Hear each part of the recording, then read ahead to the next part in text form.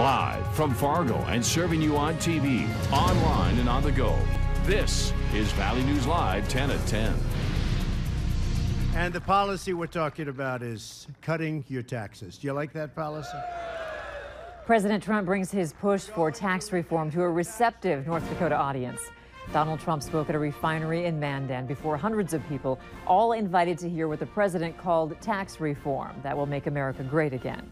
Valley News Team's Mike Morgan was there to hear the president and afterwards talked with people from across the state. We're giving hardworking Americans their time back, and we're giving them their money back. The president's plan to change the tax code in this country hit on a couple of popular ideas, one being to simplify the tax code currently and to lower taxes for the middle class. Making taxes easier for the middle class people, if there's a way to do that, that was one thing that really kind of caught my eye. My dad's always complaining about doing taxes and stuff, so I hope he follows through with this plan. To simplify it? Yep. My husband is a retired rancher, and yes, a lot of the things that he spoke about would be very helpful to the people out there. The president's proposal also includes growing the American economy, making America globally competitive again, and regaining money that is currently overseas. The president said between 3.5 and 5 billion just sitting there idle because it's too high of a penalty to come back and pay the corporate income tax here in the United States. We have one of the highest in the world. North Dakota was just the second stop on the president's push to change the tax code, meaning if he wants Congress to make something happen before the end of the year, he has his work cut out for him. Reporting in Bismarck, Mike Morgan, Valley News Live. In his remarks today, the president did reference Senator Heidi Heitkamp, who was in attendance. He will need Democratic support in order to get his tax plan passed in Congress. We've got a follow-up to a story out of Minnesota that we've been following for the past month.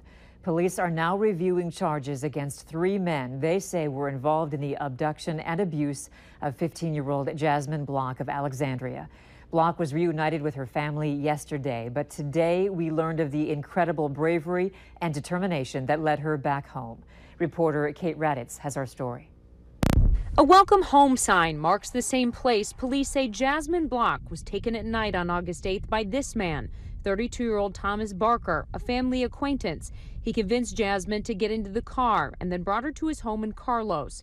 That's where her nightmare began. Barker tied her up with zip ties, and then he, his roommate, and a friend over the next several weeks repeatedly assaulted Ms. Block and threatened her with weapons. Police and volunteers spent weeks looking for Jasmine, who police say was moved to multiple locations, including cornfields in Grant County.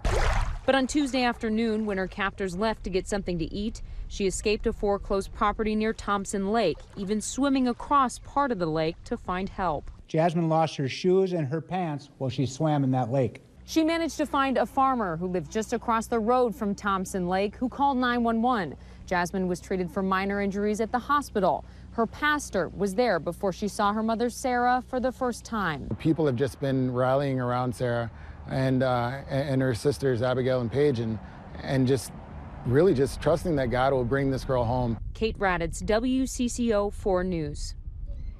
Authorities say Stephen Powers, Thomas Barker, and Joshua Holby are being held on probable cause for kidnapping, false imprisonment, and assault. Specific charges will be determined by the Douglas County Attorney. A man arrested yesterday in Grand Forks is now formally charged with stabbing 2 people, including a pregnant woman. Grand Forks police arrested Jordan Parisian yesterday after authorities say he was caught trying to break into the apartment belonging to the stabbing victims, which was also the location where the attack occurred. Parisian is now being charged on 2 counts of attempted murder, 2 counts of aggravated assault, 2 counts of burglary, and 1 count of criminal trespass. Authorities say there is still no motive for the crimes. All of those injured in the stabbing suffered non-life-threatening injuries, and we are told the baby is going to be all right. In the last 3 weeks, the Clay County Sheriff's Office has been part of 2 high-speed pursuits. And while these incidents may seem rare, Valley News Team's Molly Casey spoke with the Sheriff's Office to find out just how often high-speed chases occur in Clay County. It's too many. that we're seeing just here in the Moorhead-Clay County area. It's too many. The thought of police pursuits often makes you think of movie scenes, but Lieutenant Mark Empting of the Clay County Sheriff's Office says they're becoming more fact than fiction in his jurisdiction. It seems like we're seeing about one a week. Just last weekend, the Sheriff's Department was involved in a pursuit that reached 103 miles per hour. But Lieutenant Empting says the Sheriff's Department doesn't take police pursuits lightly. We continually monitor these pursuits as they go on, and if it appears that the pursuit is getting to be a little bit more risky, we will shut them down. When the driver is arrested, they're charged with a felony crime for evading a police officer, which can be punishable by up to a year and a day in jail. And those arrests often come after authorities forcibly stop the car. We'll use our stop sticks to attempt to stop it before, but if we need to do it, we will use the pit maneuver to stop the car. And though these maneuvers are effective, Lieutenant Empting says he'd rather not use them. We'd prefer to have people stop and we can just go as business as usual with our traffic stop. From Moorhead, Molly Casey, Valley News Live. Lieutenant Empting says many of the police pursuits are caused by drivers attempting to flee other charges. A rollover on I-94 this evening sent a man to the hospital. The man was driving east on I-94 near Glendon when he felt ill and tried to pull over to the median, but ended up hitting the cable barrier on the side of the road, causing the car to roll. He was taken to the hospital with injuries that are not life-threatening. North Dakota is helping Hurricane Harvey devastation by adopting dogs. 19 dogs have come directly from Houston already, and more could be on the way. The Circle of Friends Humane Society in Grand Forks is taking dogs in order to make room for the expected flood of lost and stray dogs in the wake of the hurricane. All the dogs brought to Grand Forks have been in animal shelters for some time, and the Humane Society is trying to get them adopted as soon as they can. And really, we're just trying to find them forever homes so they can get out of the shelter environment and into their forever home.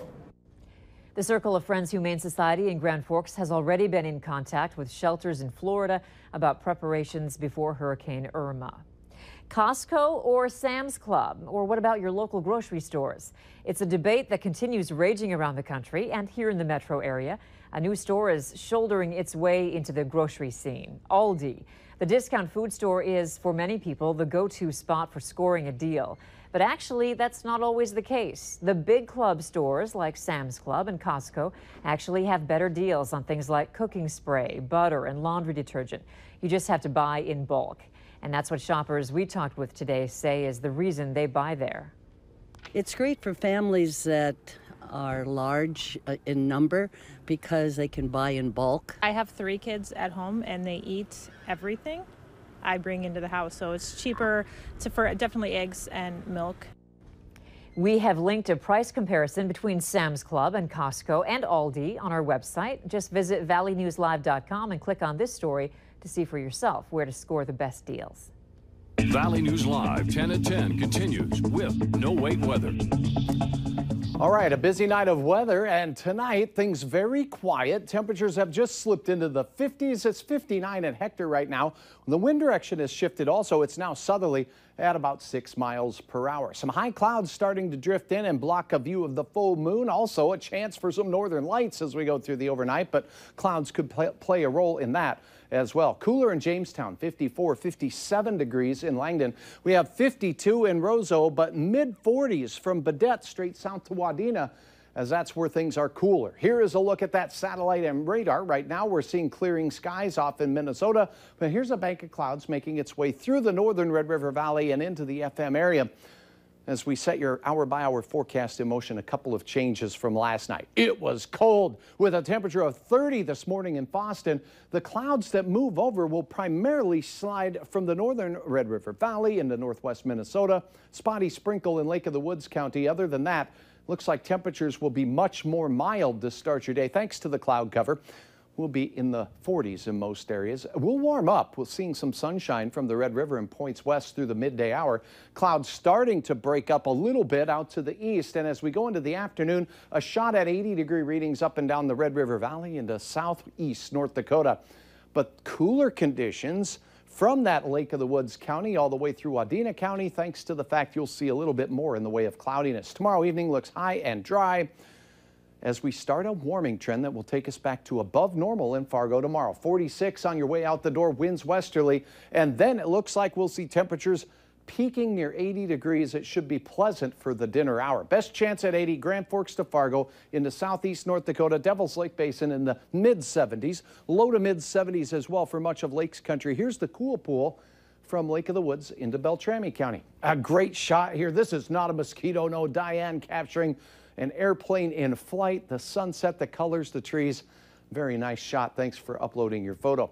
There'll be a little bit of a return to cooler conditions on Friday as easterly winds push their way in, but it's right back to summer-like conditions for your weekend ahead. In fact, it could be hot for some of us on Sunday, near 90 degrees in a few parts of eastern North Dakota. That heat lasts until Monday, and there isn't a raindrop on the 7-day planner, at least right now. Back into the seasonable weather as we head into midweek. Here is a live update now on what's going on. We have 3 active hurricanes. Category 1 Katia out there not far from Mexico. Irma, which is a Category 5 storm still. And Jose, which is a Category 1 storm that will be tracking and following on the heels of Irma. Here is a look at the latest. It's exiting the San Juan area, heading toward the Dominican Republic, but heading more toward the Turks and Caicos Islands out there. We are still at 185-mile-per-hour winds from this storm, a very strong Category 5. A shift in the forecast now has it, well, making landfall not far from Miami and then brazing the east coast of Florida and then making landfall again near the state of Georgia. So we'll keep our eyes on that and we'll keep you updated. But for here, it looks very quiet and a warming trend to take hold after a frosty start for many today. Quiet and sunny. I like those 80s coming up. I do too. Thanks, Hutch. Yes. Here's your chance to get Netflix for free, and T-Mobile wants to pay the bill. That's later on Valley News Live 10 at 10. But first, we're armed with more knowledge and better sports equipment to battle concussions.